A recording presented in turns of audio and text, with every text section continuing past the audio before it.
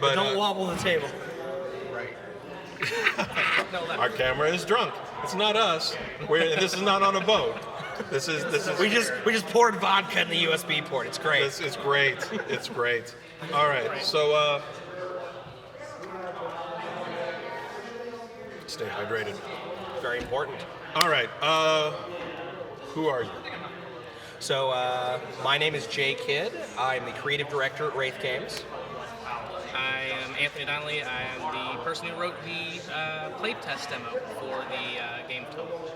Playtest demo for the game of Tome, and that is what we're talking. That's what you brought as a tabletop Yes. to the Hamilton Games Games Festival, 2019, first one. So, which you put together.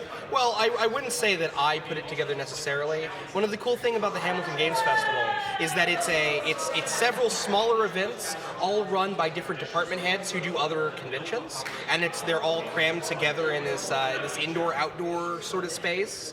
And then so this tabletop and indie game room is presented by GDEX, which is the Midwest's largest games development expo. Cody. Yeah, I'm Cody just going Starcher. Well, yeah, we'll probably end up talking about He him. disappeared somewhere, he probably to do He's convention vanished to the stuff. But there just so happen to be so many of us Wraith people that a good chunk of the staff on the south side are all Wraith people, and a good chunk of the staff on the north side are all Mid people, because they have a whole bunch of people too. So it can seem like a very overwhelming Wraith presence, but we're just one call. Every time you're saying Wraith, I'm machine. just thinking like how horrible this all sounds. Like it's an overwhelming Wraith presence. I'm like, oh my god. Sounds like an episode of Supernatural. We need some sort of awards. Stay away. This is terrible. No, it was good. It's just they're We're Flash. We're yeah, Flash. it's not yeah. You don't need a +1. The only actual Wraith here is Yorick, our little mascot guy. That's Yorick? Yes. That's- we knew him well. Really? Yes. Of course. All right. Okay. So origin city where well no one we can talk about Wraith's origin, but yours as well. Okay. I live in Hamilton, Ohio. I'm originally from Northern Ohio, a few places up there, but I've been living in Hamilton for a good portion of my life. And currently staying in. I've not done. I'm not familiar with this whatsoever. I'm just staying in Staying in the apartments downtown in Hamilton. There you go. I'm from Hamilton itself as well. My mom actually moved quite a lot when I was younger. To avoid the Wraiths. Exactly. Yeah. Always haunted. Always hunted. But no. One of the cool things about the Hamilton Games Festival is the building where the Games Art Gallery is literally the building I live in. Me too. So, Oh, really? Yeah. Yeah, It's so- the Art Space Lofts. Well then. Why do you make games? I make games probably because I'm compelled to. It's always been something in me that wants to entertain and make people smile and make people think and engage with them. I think that play is a very important component to growth and to socialization. And I think that games, to a lot of people, might be a little silly, but they're a big cultural thing, and they're an important part of learning and growing and experiencing life, I guess. A lot of the same, but I've always wanted to create worlds for people to enjoy. I always was interested in video game art and the amount of detail that people put into the background lore of video games, in general, again, video games, as well as tabletop games. So you're a world builder kind of. I've always, when I was a kid, I always put way too much detail into characters that I made when I was like 10. You sound like a story writer. Is that do you write as well? I write a fair bit. I play D&D every week. A weekly game that's been going on for 3 years now, I believe. So, always coming up with something, whether it's written out or off the top of my head. So you both make games separately together, or? Well, so Wraith itself is, we've been around since 2005. and there are 12 developers at Wraith, and we both do video games and tabletop games. We have a studio, about 2,000 square feet, a little. I see it. What am I? Tell the camera. I'm telling the camera. I was being conversational. Right, I apologize. And it's fine. They all got a great profile of you, but I'm just like, hey. But it's my best side. I'm like Iggy Azalea. Hopefully, at least someone in your audience gets that. So Wraith, like I said, there are 12 of us, a couple of interns since 2005, and we have a studio a few blocks away from this downtown area on the river, and that's we've had that for the last few years. And so I brought him on fairly recently, within the last couple of years, 2 or 3. Yeah, to do a lot of this tabletop design along with me, because we have a really. He got drunk. We were kidding earlier about how like the camera's been drinking because it was gonna wobble if someone hit the table, but apparently it just wants to. It's just gonna fall, pass out drunk. So technical difficulties. I'm probably not gonna cut this. Sorry. I don't have a budget to Keep it going. Keep it going. We'll do it live. Yeah. So, basically, we totally derailed what you were thinking. Yeah, I don't even know where I am anymore. We were talking about the development of Wraith by building games. What about you? Did you make games before joining this organization? Not really. I've always been a little bit dabbling into art, that kind of thing. Writing a little bit of stories, but not much. But I started picking up paint. I need more tape. You did this. You did this. Can you, if you could find some tape, but we'll keep going. Maybe. There's tape in my canvas bag on the table. Sorry. All right. So you were saying that you didn't make games. You did a lot of creative stuff, but now that you're within this group, you've been that's where. I've been helping him make the Tome system. The camera is right over here. We just need about this long of tape. We actually ended up tapping him for it because we saw that even though he was doing tabletop, like running tabletop games as a hobby, he was really heavily into the homebrew stuff, and that's the problem with Anthony. He's being way too humble. He was running his own tabletop games and using his own world and everything, and so that's why we brought him on board. That's a lot of experience, a lot of really good experience. That will help. We'll just put the tape like about. No, from the top. Yeah, and from the top. Hang it from the. I'll do it. I got it. Sorry. But thank you. I know. Well, there's a hole in the back. You could wrap it all the way around. Oh, is that right? Yeah. Okay. So, luckily, you can still see yourself a little bit, right? We've got the tape right. It's just a blue screen in front of me. we can take them out in post. Well, that's what I'll do. I'll do some mocap, and you'll be an orc just back there talking. I don't want to be an orc. Sorry, Anthony. It's my video. I get to make it whatever. Don't you mean orcthony? No, I don't. I do. Wow. Actually, to be more true to the thing, I should make you a wraith. Fair enough. I should go and get a pencil and use the eraser. I need a high five on that one. I need it. Leave now. That's good. I'm proud. I'm proud of that one. That's whose lovely hand are we seeing? This is Lucas. No, that's fine. This is Lucas. He's one of the programmers for our digital projects. And tape user extraordinaire. Correct. Also, kind of a co-creator of my homebrew world. And Is that my right? brother. That's and your brother. Yeah. Oh, He's not the co-creator of his brother. He is his brother. Don't worry. Well, that changes things. So what I want to find out next is what were the games you liked? Liked is a weird sort of word because I played a lot of Dungeons and Dragons 3rd edition. like way too much. And at the time, it was a real inspiration for me. And now it's a game I cannot even stand to go back and play. I hate 3.x. It's very crunchy. It's very much the antithesis of what I'm sort of going for. Other tabletop games though, like Dominion. I love Dominion. I like it's so good. I just got hit to that not too long ago. Oh man, I play a lot of Magic the Gathering. I'm one of those nerds. I actually have a collection of over, I want to say over 80 tabletop games. I'm a bit of a tabletop dork, so. That's great. I've got some games to sell you then. That might be a low ball.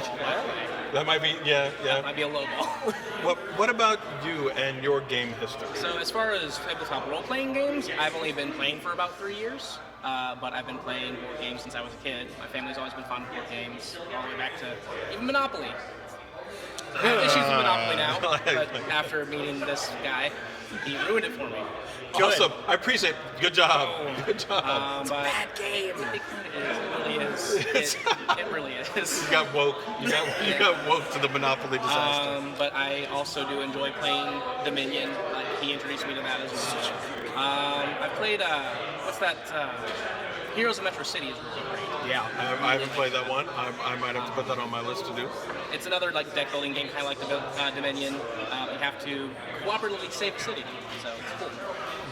What is missing from games today that you are bringing? So we fill a very specific niche in the tabletop RPG sort of genre, and that is we are sort of the transitionary point between the ultra rules light story games and the more sort of rules moderate, like Fate or Dungeon World style games, while still being accessible to players who play very ultra crunchy. We have like a hard magic system, very similar to something like Earthsea, or for if you're more of a cartoons, anime kind of a person, like Legend of Korra or Full Metal Alchemist, that sort of a thing. Very defined systemic rules that are the interactions with magic are like how. It's kind of complicated, you know. It's kind of difference complicated between hard magic and soft. Right. Well, that's fine. That's fine. Now, that's the specific of Tome. Yes, that's what we're bringing to the table. What are you bringing to that is what do you want to bring to games that you feel games are lacking? Quite honestly, we're trying to bring cooperative back into games. There are a lot of cooperative board games now. Definitely Pandemic being sort of the I've big heard seller. Pandemic mentioned so many times out here. It's a great game. It really is. I hear it's catching. Yeah. What did I say? So good. So good. But no. That is a very specific structure of cooperative game, and it seems like almost anyone who wants to make a cooperative game anymore goes in that same route. And we wanted to basically be like, no, you can do cooperative in a whole manner of different ways. And because at the end of the day, board games are about camaraderie and companionship and getting together with friends and family and having a good time. You know, it's not. You know, I mean, you do have like competitive Monopoly and Scrabble, but that's a very different sort of experience, you know? Kind of niche. Yeah. What about you? What are you bringing to games that are unique and different? I really like to more focus on more narrative-driven RPGs. I was gonna say that because the whole world building thing is leads right into it. That's honestly the reason why I went with my own homebrew setting instead of going with the ones that were already available for D&D when I started playing 5e. I really like making my own world, and Rantha, the main setting for Tome, is kind of right up my alley. So, Did you author it? he is the author of the world. Oh, I'm okay. the author of the playtest. Gotcha. So, who all has worked on this? Oh, that's kind of a weird have a question. list. So basically, a short story to sort of explain that. Tome didn't really start off as a product. Again, we are primarily a video games company, but what ended up happening is I have run the same world, the same world, Rantha, even back in D&D for the last 15 years. And so in that, we've had hundreds of people at different times, because I've been running the same weekly game for that entire time, with some people falling in, some people falling out, me doing different things at conventions and everything, in the world for about 15 years. Well, the thing is that I started bringing my team, my actual game development team together, and they became sort of the core people playing this game. And we started chipping away at Dungeons & Dragons, leaving it to its bare skeletal structure, and then even ripping off limbs and rearranging them things. So This sounds terrible. And we took it right. It's all, you know. Right, you're going, Yeah. right. We took the symbolic card away in the D20. yeah, exactly. That's not even a D20 system. So what we did was we rebuilt something that had the same sort of minute-to-minute action of 5e or 3x, but was broader. So that means that my entire casual game group every week is entirely games professionals, and eventually got to the point where I would talk about my game to other games professionals at events, and they're like, "Why are you not selling this? What is going on?" So the big people who've been really working on this right now, me, Anthony, Lucas, who you saw his hands earlier. Well, let's bring Lucas over here. Come say hi. Yeah, he's more than just a hand. I'm the guy whose hand made a guest appearance earlier. I'm Lucas, and I'm just kind of like sitting here behind Jay's head. Then we have Chris, who's actually on the other side. Okay. Right. We're all Okay. coming in. Hi, Adam, everybody.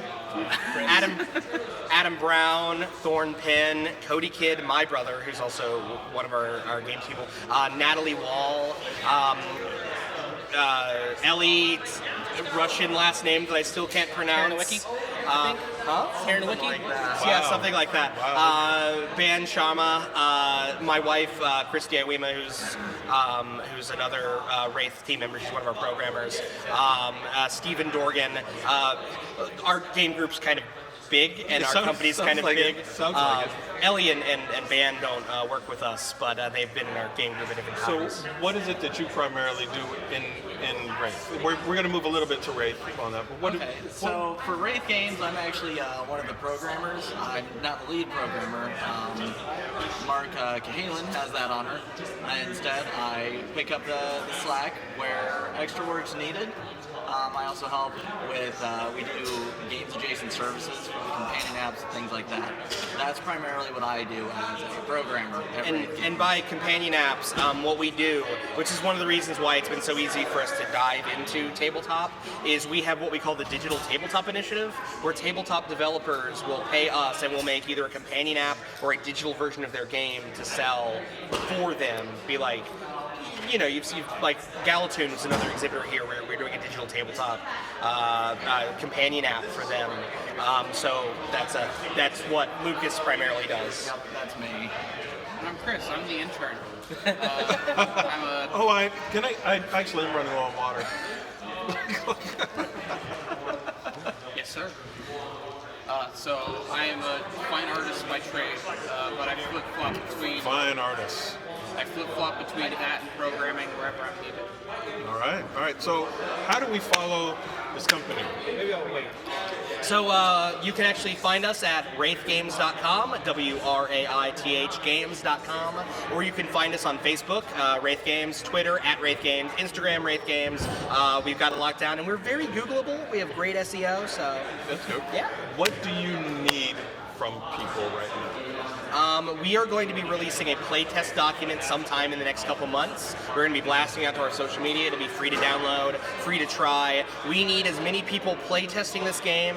Like, obviously, it's hard enough to get an RPG group together, you know, on a consistent basis. But if you're looking for something fun and exciting and rules light, but in a very sort of frenetic, kinetic sort of way. Very easy to learn. Easy to learn, very deep once you get into it.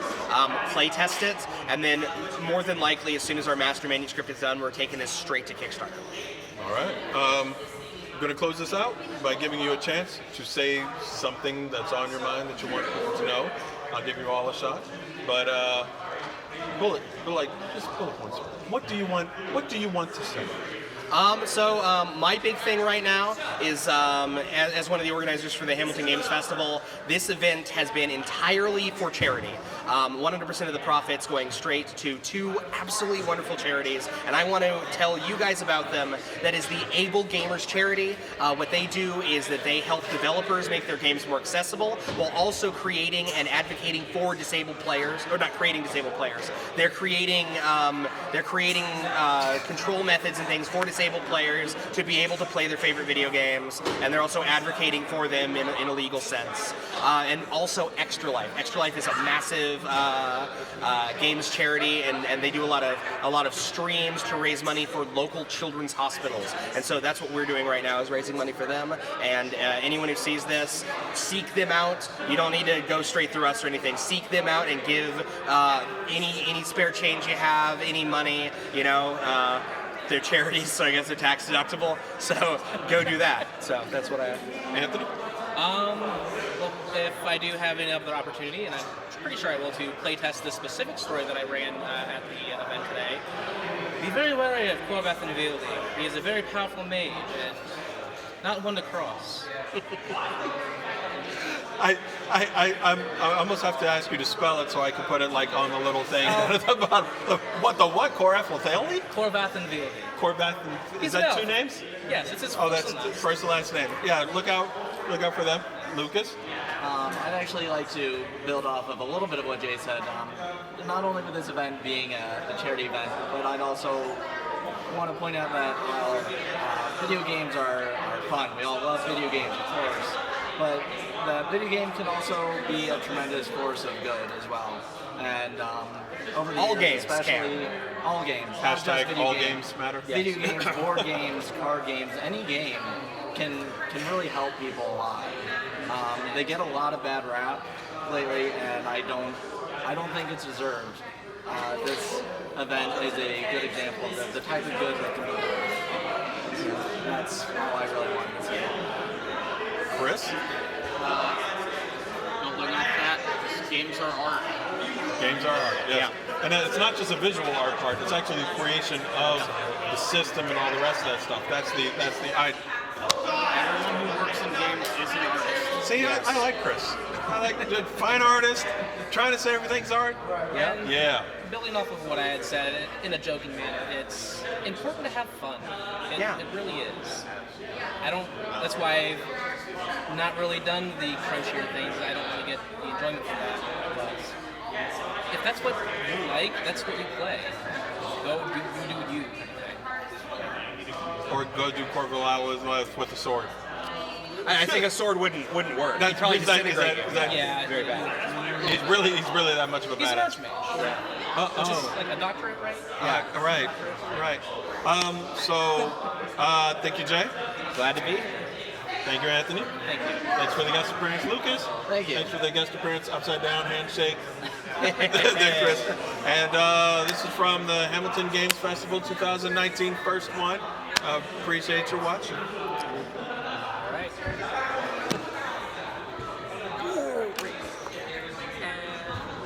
What is a sleep? I just know recording, by the way. No, he's not. He turned it off. Not this though, but that's great.